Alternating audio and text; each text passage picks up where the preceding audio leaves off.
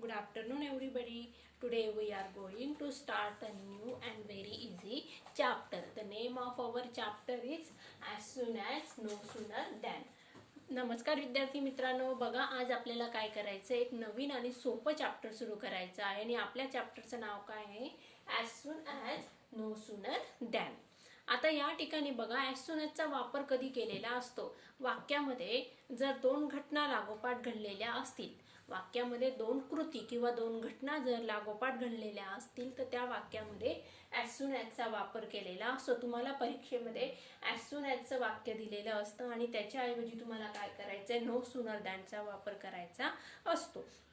बघूया मग आता ॲज सून ॲजच्या ऐवजी आपल्याला नो सूनर दॅनचा वापर करायचा. यामध्ये दोन प्रकार पडतात, म्हणजे या ठिकाणी हेल्पिंग वर्ब असताना आणि हेल्पिंग वर्ब नसताना कसं चेंजेस करायचे ते आपल्याला बघायचं आहे. मग पहिलं वाक्य बघूया, हेल्पिंग वर्ब असताना.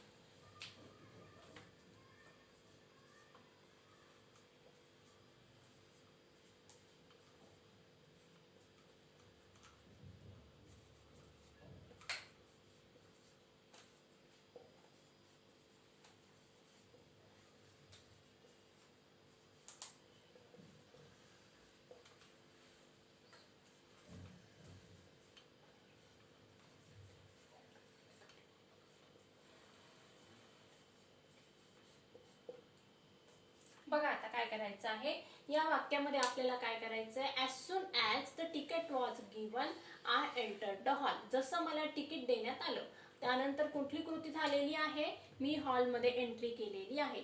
पहिल्या वाक्यात पहिली कृती कोणती आहे, तिकीट देण्याची. दुसरी कृती काय झालेली आहे, हॉलमध्ये एंट्री करण्याची कृती झालेली आहे. म्हणजेच मग आता आपल्याला काय करायचं आहे, ॲज सून ॲजच्या जागी काय करायचं आहे, नो सूनरचा वापर करायचा आहे. हे ॲज सून ॲज काढून टाकायचं, त्याच्याऐवजी वापर करायचा आहे नो सूनर दॅन. नो सूनरचा, फक्त नो सूनरचा वापर करायचा आहे. आणि हा जो कॉमा आहे, हा कॉमा काढून टाकून त्याच्याऐवजी काय करायचं आहे, दॅनचा वापर करायचा आहे. हा जो कॉमा आहे हा काढून टाकायचा आणि त्याच्याऐवजी काय करायचं आहे, दॅनचा वापर करायचा. दोन गोष्ट लक्षात आल्या का तुम्हाला. पहिली गोष्ट काय सांगितली मी, सगळ्यात पहिले काय करायचं, ॲज सून ॲज काढून टाकायचं आहे, त्याच्याऐवजी काय करायचं, नो सूनरचा वापर करायचा. आणि दुसरा जो कॉमा आहे सेकंड सेंटेन्सचा, तो काढून टाकून त्याच्याऐवजी दॅन वापरायचं आहे. या दोन गोष्टी अतिशय सोप्या आहेत, त्या तुम्हाला लक्षात आल्या असतील. आता पुढे बघूया आपण. मग आता या वाक्याचं स्ट्रक्चर कसं असणार आहे, जर तुम्हाला स्ट्रक्चर लक्षात आलं तर मग तुम्हाला अतिशय वाक्य सोपं करायला जाणार आहे. सगळ्यात पहिले बघूया, आता या वाक्यामध्ये दोन वर्ब आहे, वॉच पण आहे आणि गिवन पण आहे. आता वॉच काय आहे, हेल्पिंग वर्ब. गिवन काय आहे, मेन वर्ब. मग आता आपल्याला हेल्पिंग वर्बची जागा कुठं ठेवायची आणि मेन वर्बची जागा कुठं ठेवायची ते बघायचं आहे. बघूया मग. ॲज सून ॲज काढून टाकायचं, त्याऐवजी काय घ्यायचं आहे, नो सूनर. त्याच्यानंतर येणार वॉच, नंतर येणार सब्जेक्ट,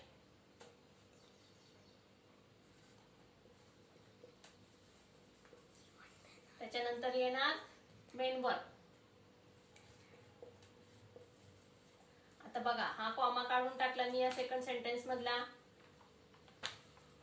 बघा हा कॉमा काढलेला आहे, त्याच्याऐवजी काय घेतलं मी, दॅन. मग आता या दुसऱ्या जे वाक्य आहे त्या वाक्यामध्ये आपल्याला कुठल्याही प्रकारचे चेंजेस करायचे नाही आहे. सेकंड पार्ट मध्ये काय करायचंय, फक्त कॉमा रिमूव्ह करायचा, त्याच्या ठिकाणी दॅन वापरायचं आणि कुठल्याही प्रकारचे चेंजेस करायचे नाही आहे. जे काही चेंजेस आहे ते फक्त पहिल्या वाक्यात करायचे आहे. No sooner was the ticket given than I entered the hall.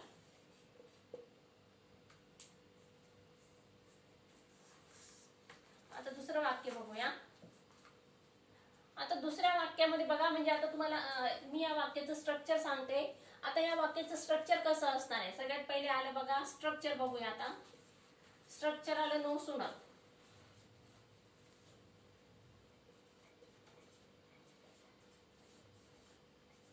Plus आलं हेल्पिंग वर्ब, प्लस काय आलं सब्जेक्ट, प्लस आलं मेन वर्ब, प्लस आलं दॅन, प्लस काय आलं मग remaining part of the sentence.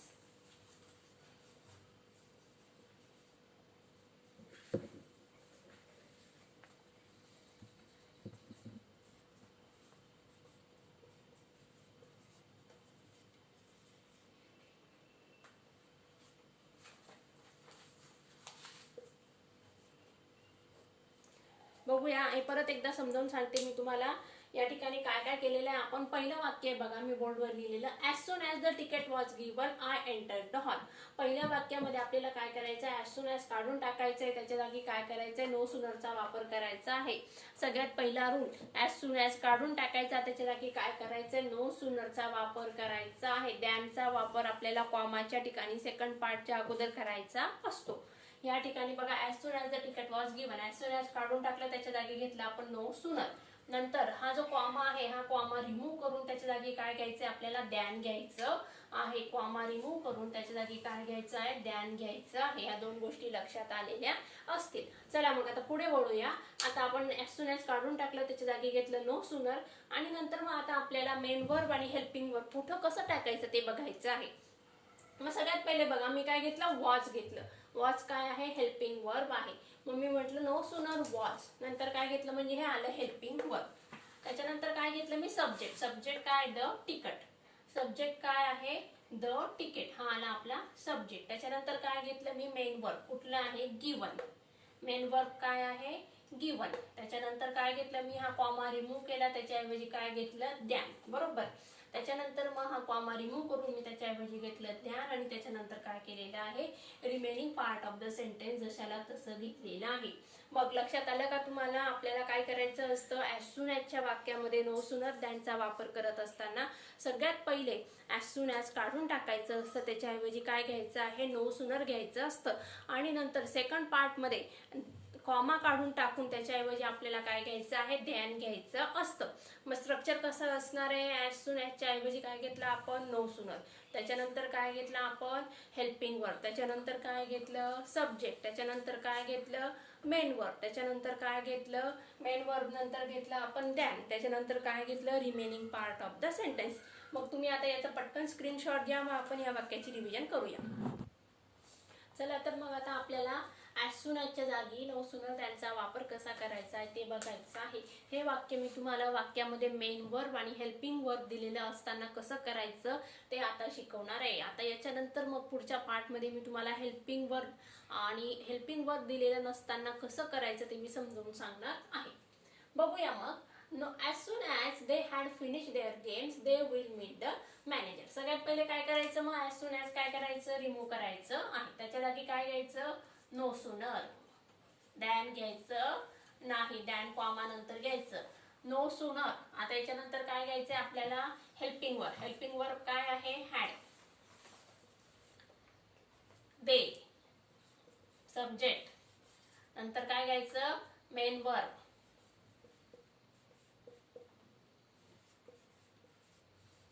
नंतर काय घ्यायचंय बघा, नो सूनर घेतलं, हॅड घेतलं, डे घेतलं, फिनिश घेतलं. आता नंतर घ्यायचं देअर गेम्स.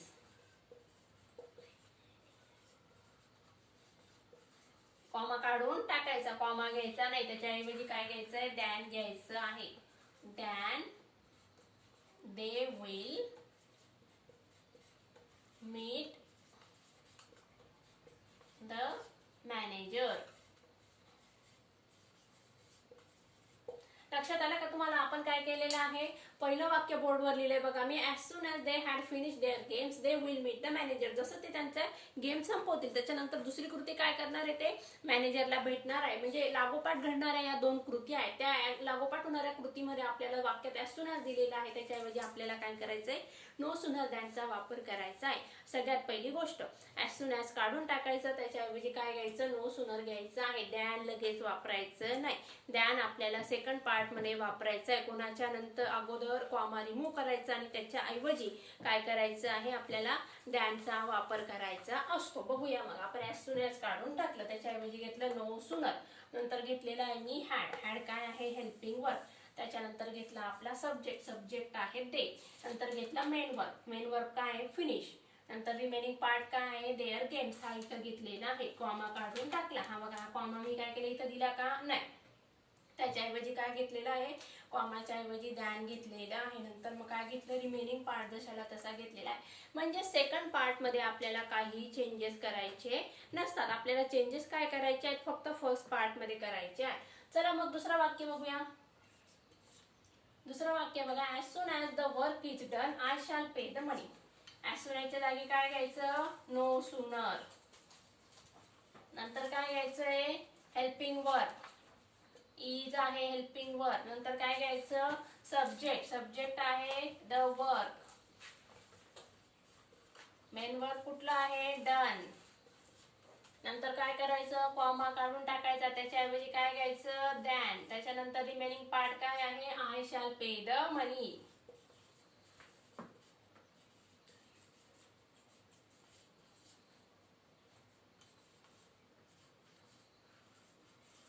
तिसरं वाक्य बघा,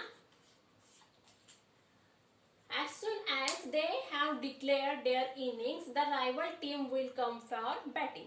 पहिलं वाक्य, पहिली कृती कुठली आहे, as soon as they have declared the innings. जसे ते त्यांचे इनिंगची घोषणा करतील, म्हणजेच त्यांचे काय स्कोर झाले असतील ते डिक्लेअर करतील आणि त्याच्यानंतर काय होणार आहे, दुसरी जी प्रतिस्पर्धी टीम आहे ती काय करणार आहे, खेळायला येणार आहे. मग आता या ठिकाणी आपल्याला as soon च्या जागी काय करायचं आहे, नो सूनरचा वापर करायचा आहे. लिहूया मग, नो सूनर. दॅन वापरायचं आहे का, नाही. त्याच्यानंतर काय घ्यायचं, इज घ्यायचं. नो सूनर काय, सॉरी, तिसरं वाक्य आपलं. त्याच्यानंतर घ्यायचंय हॅव घ्यायचं आहे. No sooner have the, no sooner have they. नंतर काय घ्यायचं, सब्जेक्ट आलं. दे काय झालं, सब्जेक्ट आलं. नंतर काय आलं, main verb declared the innings. आता दॅनच्या as soon as आहे, आता या ठिकाणी हा कॉमा काय करायचा, रिमूव्ह करायचा. त्याच्याऐवजी काय घ्यायचं, दॅन. द रायवल टीम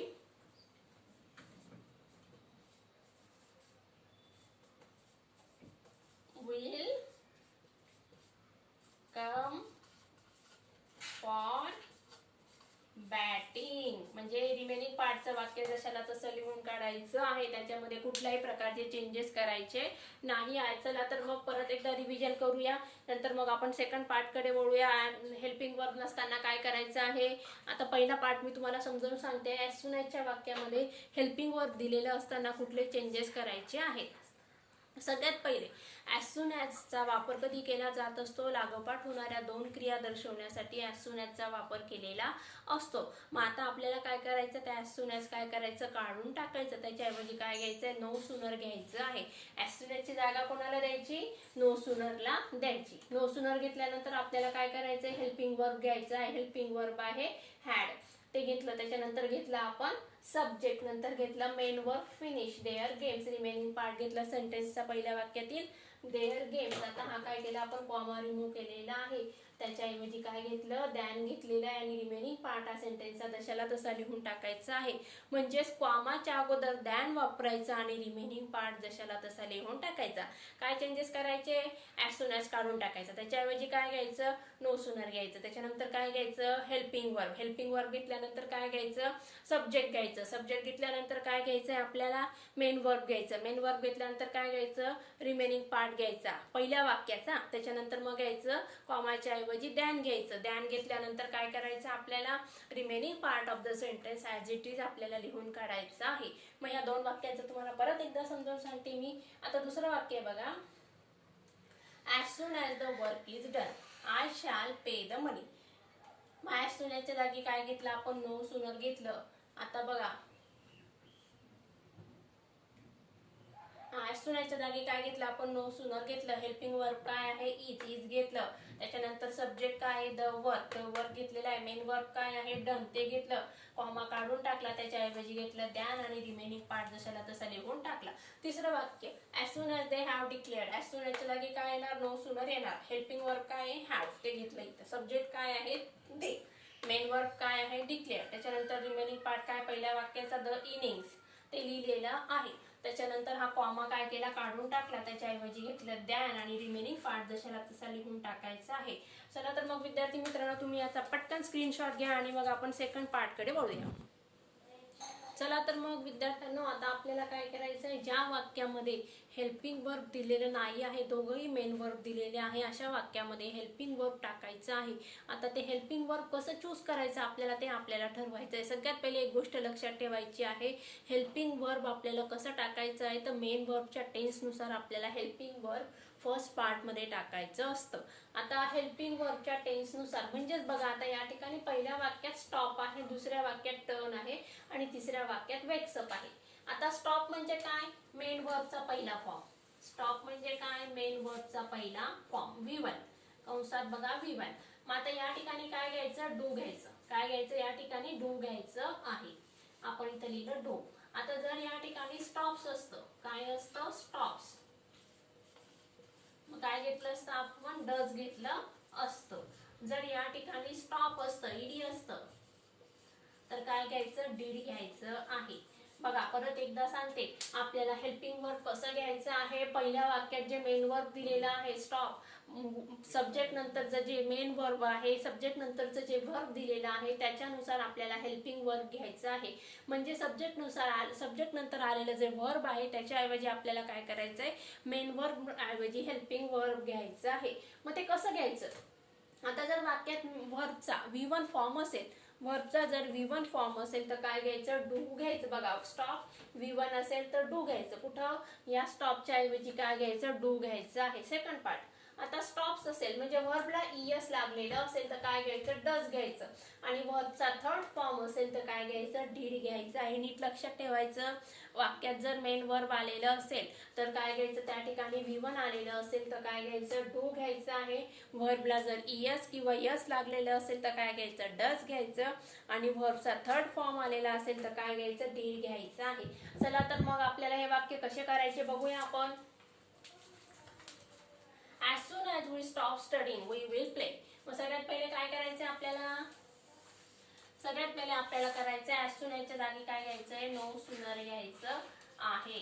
मी लिहिलं बघा इथं no sooner, then लगेच घ्यायचंय का, नाही, नो सूनर. आता आपल्याला काय करायचं, हे स्टॉपच्या ऐवजी काय घ्यायचंय, स्टॉप काढून टाकायचं आहे आणि त्याच्या ऐवजी काय घ्यायचं आहे, हेल्पिंग वर्ब घ्यायचं आहे. आता स्टॉप म्हणजे काय आहे, V1 आहे. नो सूनर डू, नंतर काय घेतलं आपण, डू घेतलेला आहे. नंतर काय घ्यायचं, सब्जेक्ट वी. आता हा स्टडिंग जशाला तसं घ्यायचं, याच्यामध्ये चेंज करायचं नाही. आता वी विल प्ले, इथं कॉमा आहे, नंतर मी तो कॉमा काय केला, रिमूव्ह केला. दॅन वी विल प्ले म्हणजे काय सांगितलं बघा, मी मागच्या नुसार आपल्याला चेंजेस तेच करायचे, फक्त थोडासा बदल करायचा आहे. पहिला बदल काय केला आपण, ॲज सून ॲज काढून टाकलेला आहे, त्याच्या जागी घेतलं नो सूनर. आता पहिल्या भागामध्ये आपण काय केलं बघा, वाक्यामध्ये मेन वर्ब आणि हेल्पिंग वर्ब दोघं दिलेले होते, परंतु या वाक्यामध्ये काय आहे, दोघंही मेन वर्ब दिलेले आहे. मग या ठिकाणी आपल्याला हेल्पिंग वर्ब शोधून काढायचं आहे. आता विद्यार्थ्यांनो बघा, कन्फ्यूज होऊ नका. मेन वर्ब आणि हेल्पिंग वर्ब मध्ये मेन वर्ब कोणते आहेत, eat, play, drink, dance, sleep, write, walk, sleep, etcetera etcetera. These are call main verbs म्हणजे कृतीयुक्त शब्द. आणि हेल्पिंग वर्ब कोणते असतात बघा, do, does, did, am, is, are, was, were, have, has इत्यादी इत्यादी. विल, शॅल यांना काय म्हणायचं, हेल्पिंग वर्ब म्हणायचं. फरक लक्षात आला का मेन वर्ब मधला आणि हेल्पिंग वर्ब मधला. मेन वर्ब आहे play, eat, dance, run, write, sleep, drink etcetera etcetera. आणि हेल्पिंग वर्ब कुठले कुठले असतात मग, am, is, are, was, were, have, has, had, will, shall, can, could यांना काय म्हणायचं, एक्सेट्रा एक्सेट्रा यांना म्हणायचं हेल्पिंग वर्ब. मग या वाक्यामध्ये आपल्याला दोघंही मेन वर्ब दिलेले, स्टॉप पण मेन वर्ब आहे, स्टडिंग पण मेन वर्ब आहे. मग आता या ठिकाणी आपल्याला हेल्पिंग वर्ब घ्यायचं आहे. मग सगळ्यात पहिले काय घेतलं आपण, नो सूनर घेतलं. आता या स्टॉपच्या ऐवजी काय घ्यायचं आपल्याला, हेल्पिंग वर्ब घ्यायचं आहे. ते आपण घेतलं डू. डू का घेतलं, कारण स्टॉप हा V1 आहे म्हणून आपण घेतलं do. No sooner do we studying. आता याच्यामध्ये नो सूनर नंतर घेतलं आपण हेल्पिंग वर्ब, नंतर घेतलं वी, सब्जेक्ट घेतला, नंतर घेतलं मेन वर्ब, नंतर घेतलं दॅन. कॉमाच्या ऐवजी काय घेतलं, दॅन घेतलं. Remaining part of the sentences we write it as it is. Second sentence, as soon as काय करायचं, काढून टाकायचं. त्याच्या जागी काय घ्यायचंय, नो सूनर. पुढे आता आता या ठिकाणी राकेश टर्न. आता हेल्पिंग वर्ब घ्यायचा आहे. टर्न म्हणजे काय? V2 आहे. V2 असेल तर काय घ्यायचं? डीड घ्यायचं. बघा टर्न हा काय आहे? V1 turn. TURN आहे V1. ते असेल तर काय घ्यायचं? डू घ्यायचं. TURNED आहे म्हणून या ठिकाणी काय घ्यायचं? डीड घ्यायचं आहे. No sooner did Rakesh. Subject आहे ना राकेश. आता या ठिकाणी बघा no sooner do Rakesh turn back. No sooner did Rakesh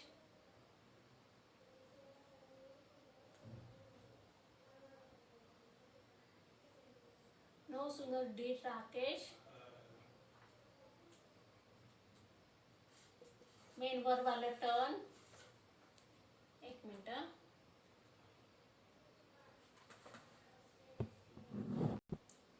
बघा आता आपण काय केलं? As soon as Rakesh turn back he saw the complete darkness. As soon ॲजच्या ऐवजी काय घ्यायचं आपल्याला? नो सूनर घ्यायचं आहे. आता हे काय आहे? मेन वर्ब आहे. त्याचा टेन्स कुठला आहे? याचा टेन्स आहे V2 आहे म्हणून आपण या ठिकाणी घेतलं डीड. एक गोष्ट तुम्हाला सांगायची राहिली मला. बघा जर वाक्यामध्ये एकच वर्ब असेल तर आपल्याला काय करायचंय? त्या वर्बनुसार या ठिकाणी मेन वर्ब सिलेक्ट करायचं आणि मेन वर्ब सिलेक्ट केल्यानंतर इथं जर डीड घेतलं तर आपल्या पुढच्या पार्टमध्ये याचा काय करायचं आहे? फर्स्ट फॉर्म घ्यायचा आहे. या मेन वर्बचा काय करायचा आहे? फर्स्ट फॉर्म घ्यायचा असतो. No sooner did Rakesh turn. आता या ठिकाणी काय झालं? मी काय काढून टाकलेलं आहे? ईडी काढून टाकलेलं आहे. मी काय लिहिलं? फक्त no sooner did Rakesh turn back. आता कॉमा मी काढून टाकणार आहे. या कॉमाच्या जागी काय घेणार आहे मी? दॅन घेणार आहे. कॉमाच्या ऐवजी काय घेतलं? दॅन. कॉमा काढला तिथं लिहिलं मी दॅन. नंतर काय लिहिलं बघा मी? Than he saw. Remaining part of the sentences मध्ये काही चेंजेस करायचे नाही. He saw the complete darkness. तिसरं sentence. As soon as he wakes up he goes to the gym. बघा या वाक्यामध्ये पण फक्त एकच मेन वर्ब आलेला आहे. आता या मेन वर्बनुसार आपल्याला हेल्पिंग वर्ब चूज करायचा आहे. ॲज सून ॲज काय केलं मी? रिमूव्ह केलेलं आहे. त्याच्या ठिकाणी घेतलं काय? नो सुनर घेतलेलं आहे. No sooner. आता मी काय सांगितलं होतं? वर्ब मेन फॉर्म मध्ये असेल तर काय घ्यायचं? डू. जर वर्बला यस किंवा यस लागलेले असेल तर काय घ्यायचं? डज. मग नो सुनर डज. त्याच्यानंतर मेन हेल्पिंग वर्ब घेतल्यानंतर काय घ्यायचं? सब्जेक्ट ही. आता या ठिकाणी डज घेतलेला आहे मग याचा काय येणार? मेन फॉर्म येणार आहे. ही वेक अप. नंतर आलं अप. आता हा काय केलं मी? कॉमा रिमूव्ह केला. त्याच्याऐवजी काय घेतलं? Then he goes to the